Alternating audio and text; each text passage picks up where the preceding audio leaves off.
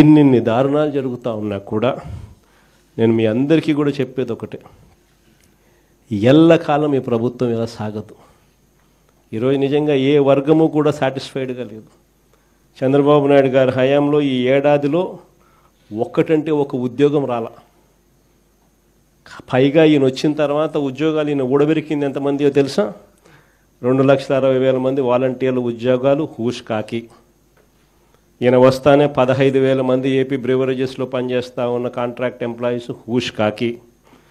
ఈయన వస్తానే రేషన్ షాపుల్లో రేషన్ బండ్లు పెట్టుకుని నడిపిస్తూ ఉన్న 9,800 మంది వాహనాలు, ఒక్కొక్క వాహనంలో 2 పనిచేస్తారు, 20,000 మంది ఉద్యోగాలు హూష్ కాకి.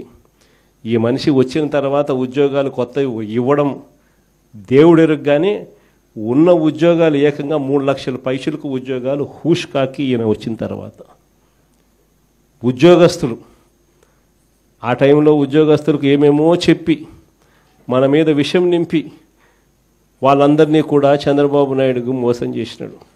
వాళ్ళ పరిస్థితి ఏమిటి అని చెప్పి చూస్తే ఈరోజు కొత్తగా ఒక్కరికి కూడా ఇంతవరకు ఐఆర్ ఇచ్చిన పాపాన పోల. పిఆర్సీ లేదు, ఐఆర్ లేదు, 3 డిఏలు పెండింగ్, బకాయిలు పెండింగ్. ఉద్యోగస్తులు అందరూ కూడా ఈరోజు ఎందుకయ్యే తెచ్చుకున్నాం ఈ పెద్ద మంచి చంద్రబాబు నాయుడు అని చెప్పి తలపట్టుకుంటా ఉన్నారు. ఈరోజు ఉద్యోగస్తులందరూ కూడా చంద్రబాబు నాయుడు గారిని నమ్ముకొని ఇంతవరకు ఏ వర్గం కూడా సాటిస్ఫైడ్గా లేని పరిస్థితులు ఈరోజు రాష్ట్రంలో కనిపిస్తూ ఉన్నాయి. మరోవైపున విచ్చలవిడి కరప్షన్, ఎక్కడ ఏది వదలడంలా, ఇసుక వదలడంలా, మట్టి వదలడంలా, సిలికా వదలడంలా, క్వాడ్స్ వదలడంలా, లిఖర్ వదలడంలా. ఇంకా రాజధాని గురించి నేను చెప్పాల్సిన పనుల మన సుదీర్ఘంగా 2 గంటల సేపు చెప్పిన ఏ రకంగా కొత్త కొత్త పద్ధతుల్లో ఏదో స్కాములు చేస్తూ ఉన్నాడు అని చెప్పి. ఎక్కడ ఏది వదలకుండా విచ్చలవిడి కరప్షన్ జరుగుతూ ఉంది.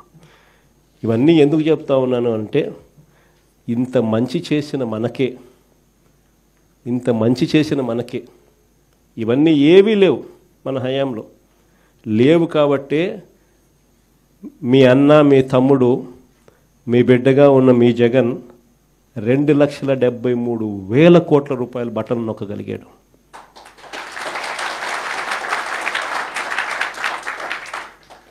చంద్రబాబు నాయుడుకు మనకు తేడా ఏమిటి? ఎందుకు ఇద్దరు ముఖ్యమంత్రులమే, మరి ఎందుకు జగన్ నొక్కగలిగాడు, ఎందుకు చంద్రబాబు నొక్కలేకున్నాడు?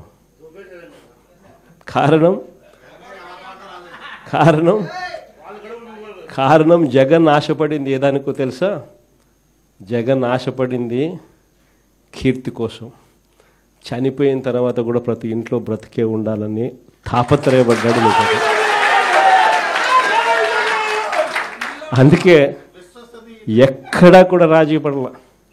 2,73,000 కోట్లు బటన్ నొక్కగలిగాడు మీ జగన్.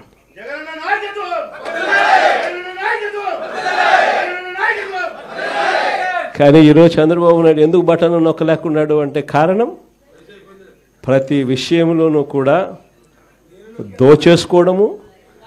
దోచేసుకున్నది పంచుకోవడము, ఇది జరుగుతూ ఉంది. రాష్ట్రానికి రావాల్సిన ఆదాయాలు కూడా ఫస్ట్ టైం తగ్గుముఖం.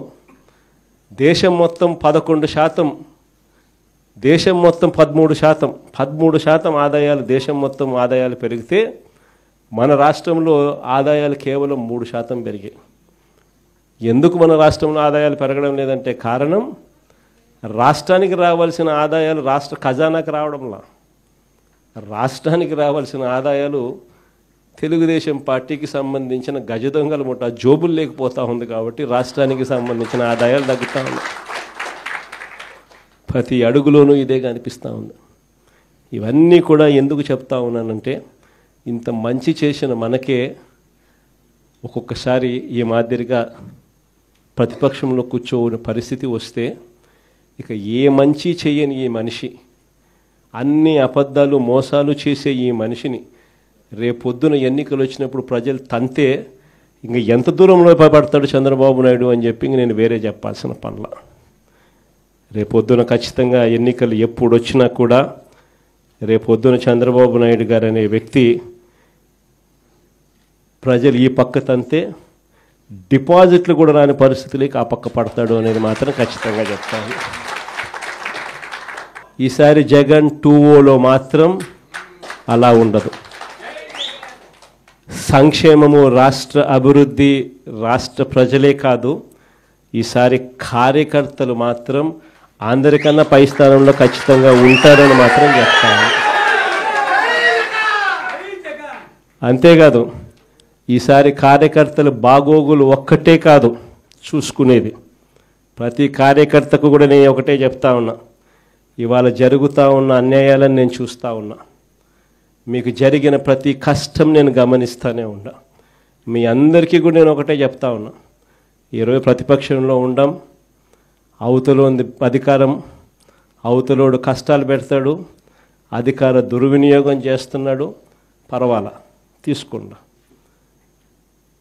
ఎవడు అన్యాయం చేసినా కానీ మీ అందరికీ చెప్తా ఉన్నా, నేను రెడ్ బుక్ అన్నాను కానీ మీ ఇష్టం వచ్చిన బుక్లో పేరు రాసుకోండి.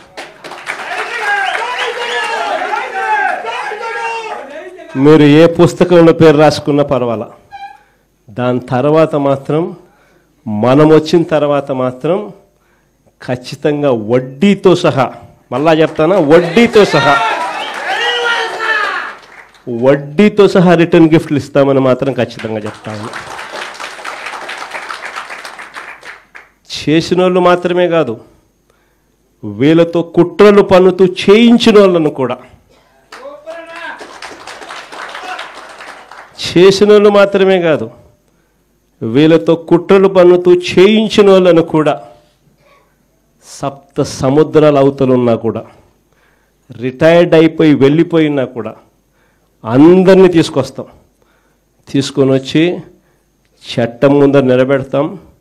అన్యాయం చేయడానికి కోసం వీళ్ళకు యూనిఫామ్ ఇవ్వాల, న్యాయంగా ధర్మంగా పాలన చేయడం కోసం యూనిఫామ్ ఇచ్చారు.